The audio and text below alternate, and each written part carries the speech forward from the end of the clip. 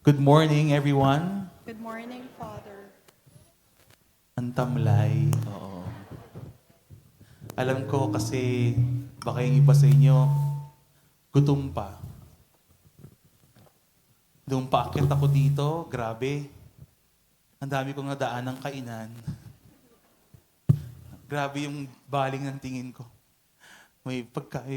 Parang lahat ng dami kong mental note. Ay, mamaya pupuntahan ko to. To, to. Kaya pag nakita niyo si Father kumakain, wag na kayong magulat, ha? Nag-note na ako sa sarili ko. Marami akong itatry. But more than good morning, I want to greet all of you. Happy Easter! Tamlay pa rin. Oo. I know. Yung iba nga sa inyo baka nagulat, bakit Happy Easter, Father? Alam niyo po, ang Easter sa simbahan ay 50 days. All the way until Ascension. So, mas mahaba siya than Lent, which is 40 days. Sadya po yun. Kasi sinasabi natin na, oo, may dahilan tayo to, find value in sacrifice and suffering and pain. Yes, we have to meditate on the suffering of Jesus, His crucifixion. But be that as it may, mas matimbang ang resurrection. Meron tayong tunay na dahilan para maging masaya. Because the Lord is risen. Mukha bang may Easter joy yung katabi ninyo ngayon? Pakitingnan nga. Pinapanood ko kayo kanina, kumakanta kayo ng hallelujah. Hallelujah. Wow. Kaya siguro yung kasabihan natin, yung mukha mo mukhang Biyernes Santo. Hindi umabot ng Easter Sunday. But you know what? That's okay. That's fine. That's where you are. It's okay. Today, more than any other day, I want you to receive that message.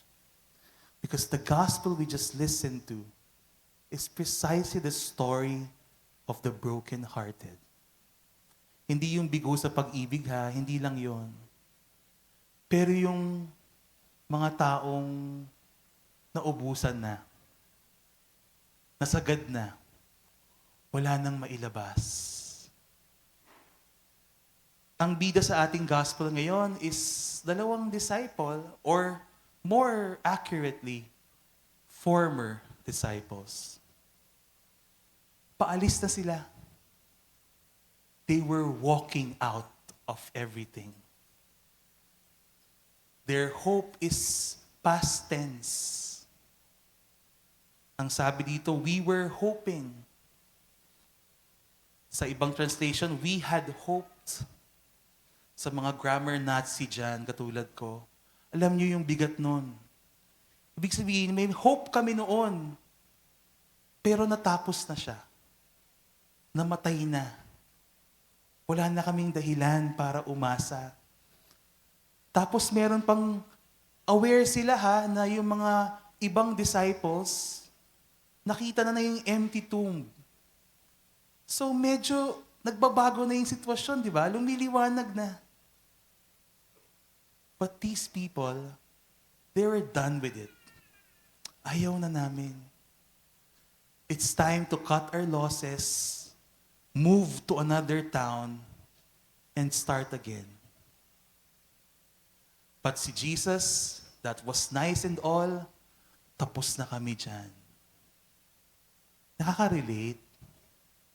Dumaan na kayo dyan, huwag plastic. Alam ko lahat tayo, dumaan dyan o dumadaan dyan ngayon. But what do we see in our gospel today?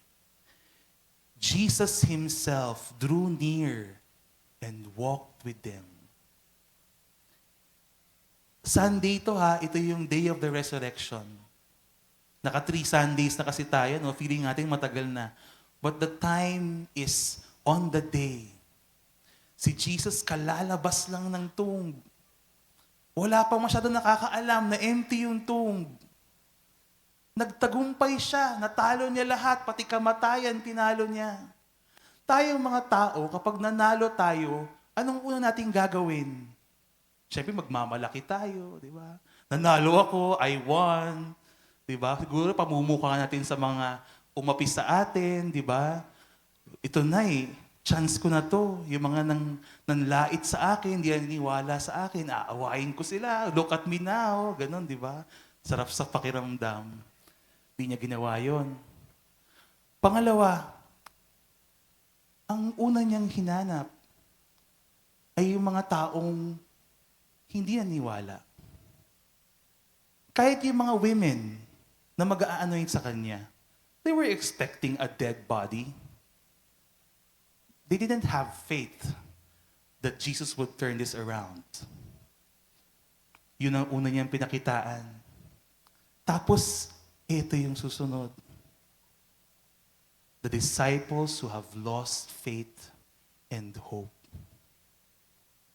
Ang una niyang hinanap, yung mga taong naubusan na. Again, human tendency, kapag nanalo ka, ang una makikinabang sa pagkapanalo mo, yung mga taong naniwala sa'yo. Yung mga taong nandyan pa rin. Kahit, marami nang umalis, pero those people who stuck with you, sila yung una mong share ng graces. Kasi sila yung naniwala eh. Si Jesus talaga ibang-iba eh. Baliktad. Hinanap niya yung mga hindi naniwala. Hinanap niya yung mga taong hindi nagstay. Para akong sinusundo. Oo. Gulat ako sa pailaw. Lord, wag muna. But see, di ba, yun ang unang niyang hinanap. Yung mga ubos. And He came to them. They didn't ask for it. They didn't believe in it. But He Himself drew near to them. Tapos nandun na siya, anong ginawa niya? Pinagbabatukan ba niya yung dalawa? Hoy, maayos kayo. Nandito na ako. No. He asked them, what are you talking about? Maang-maangan School of Acting si Jesus.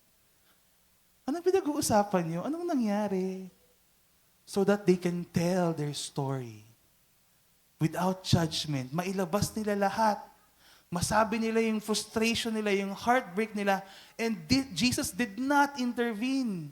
He just allowed them to let it all out and walked with them every step of the way. That is the God we have, my dear brothers and sisters. I hope we don't forget that. If you don't feel Easter joy, because joy is not something we can impose on you. Anyone who has undergone any deep sadness knows this. Alam nyo naman na wala nang dahilan para malungkot. Pero yung puso nyo hindi pa makasabay eh. Yung puso nyo wala pa doon. To all of you who are there right now, I want you to receive this message. Jesus is coming to you. He is walking with you. He is listening to you. He sees your pain, your brokenheartedness. He knows your lack of hope and your lack of faith in Him. But He walks with you anyway. He stays with you anyway. He listens to every bit. Kahit alam na niya, kahit paulit-ulit nyo ng kinwento yan, He will never tire of listening to you. Because His goal is simple. To make your hearts burn again. And that is not something that can be forced. Walang timeline yan. But Jesus has all the time in the world for you. He will not scrimp on that. Sana, ganun din tayo sa bawat isa. Alam nyo, itong gospel na ito, The first message is that Jesus goes to us, encounters us in our pain, meets us, and helps us find our spark again. But it's also a challenge to all of us. Tayong mga narito na, tayong mga nagagawa pa rin magsimba, tingnan nyo nga yung mga upuang walang nakaupo. Yun yung mga taong going the opposite direction. Sila yung mga taong hindi papunta dito, paalis. Sila yung mga taong wala na. And they don't want to be here. They don't want to be associated with this. They're tired of doing church. And they're walking away. Let us all remember na sila yung unang hinanap ni Lord. Tayo, nandito na. Naihatid na tayo ni Lord.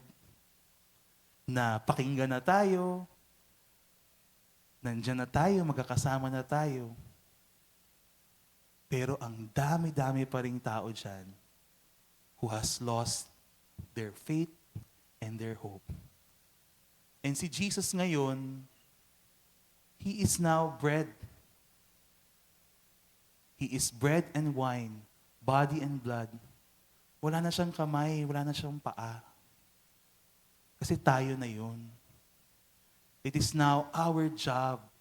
After this Mass, anong sasabihin ni Father? Sige nga, ano yung palaging sinasabi ni Father? Go forth. Go forth. Hindi go forth, kumain kayo sa baba. Todo yun yung gagawin ko mamaya. But go forth, hanapin niyo po sila. I cannot do that anymore. Sabi ni Jesus.